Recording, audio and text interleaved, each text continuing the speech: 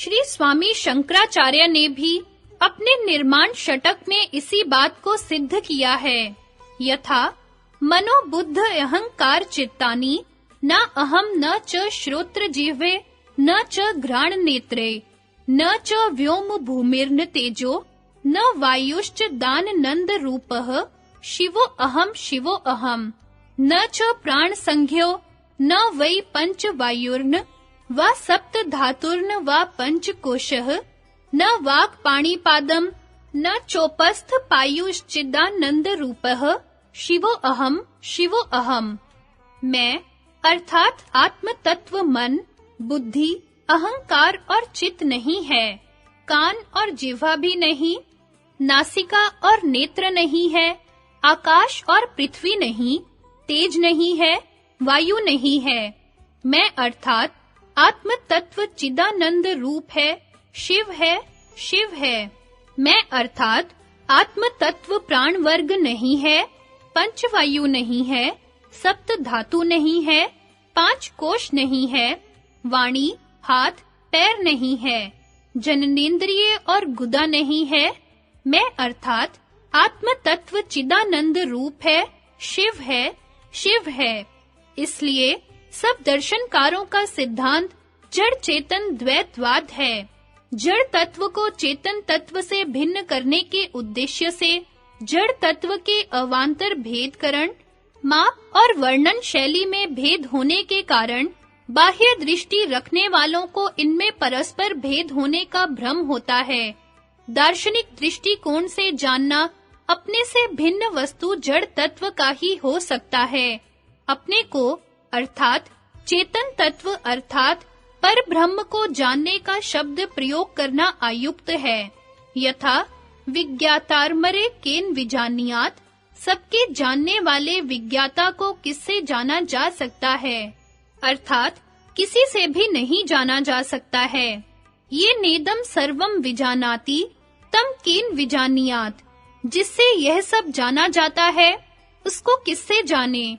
संप्रज्ञात समाधि की सारी भूमियां वितर्क, विचार, आनंद, अस्मिता और विवेक ख्याति में त्रिगुणात्मक प्रकृति के ही सारे कार्यों को साक्षात करते हुए इनसे आसक्ति हटाकर विरक्त होना होता है। असंप्रज्ञात समाधि में कुछ जानना शेष न रहने पर केवल शुद्ध चैतन्य स्वरूप में स्वरूप अवस्थिति होती है। इसी प्रकार जहाँ-जहाँ परमात्मा अर्थात परब्रह्म के जानने का वर्णन आया है, जैसे आत्मा वा अरे दृष्टव्यः श्रोतव्यो मंतव्यो निदिध्यासितव्यः, वहाँ अनात्म ज्ञेय पदार्थों को जानकर नेति-नेति द्वारा पृथक करते हुए अंत में सारे ज्ञेय पदार्थों की समाप्ति पर शेष जानने योग्य न कुछ रहने पर शुद्ध परमात्मा स्वरूप में ही अवस्थिति होती है। यथा यदा पंचावतिष्ठन्ते ज्ञानानि मनसा सह बुद्धिश्च न विचेष्टति तमाहु परमाम गतिम। जब पांचों ज्ञानेंद्रियां मन के साथ रुक जाती हैं और बुद्धि भी चेष्टा रहित हो जाती है, उसको परम गति अर्थात परमात्मा स्वरूप में अवस्थिति कहते हैं। इसलिए इन तत्ववेता प्राचीन दर्शनकारों का ऋतंभरा प्रज्ञा द्वारा साक्षात्कार पर प्रत्यक्ष है, जो शब्द और अनुमान का बीज है, अर्थात जिसके आश्रय शब्द और अनुमान होते हैं। श्रुतम अनुमान प्रज्ञाभ्याम अन्य विषय विशेष अर्थत्वात्। शब्द और अनुमान की प्रज्ञा से ऋतंभरा प्रज्ञा का विषय अलग है। विशेष रूप से अर्थ का साक्षात्कार करने से केवल शब्द और अनुमान का आश्रय लेने वाले आचार्यों और उनके आधार पर पाश्चात्य विद्वानों ने उनके वास्तविक सार को न समझकर इन प्राचीन दर्शनकारों के कहीं अनीश्वरवादी और कहीं बहु ईश्वरवादी होने का धोखा खाया है।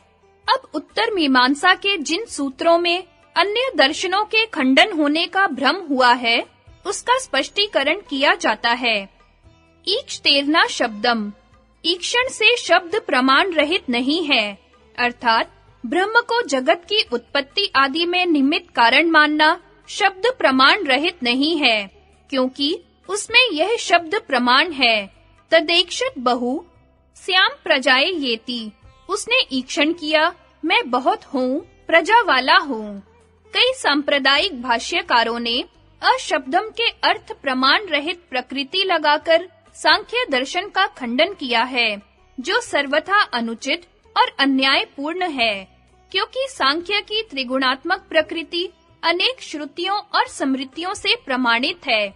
यथा मायाम तु प्रकृतिम विद्यान मायिनीम तु महेश्वरम।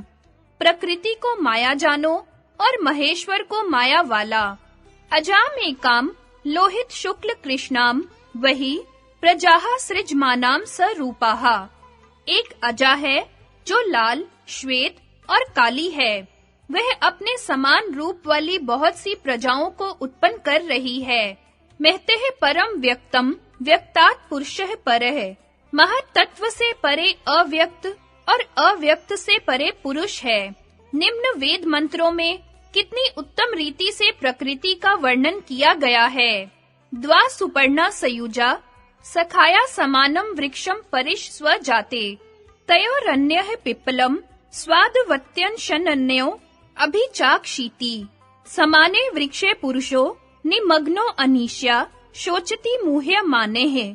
जुष्टम यदा पश्यते अन्यमीशमस्य महिमानमीति वीत शोकः। दो पक्षी जो साथ रहने वाले और मित्र हैं, वे दोनों एक ही त्रिगुणात्मक प्रकृति रूप वृक्ष को आलिंगन किए हुए हैं।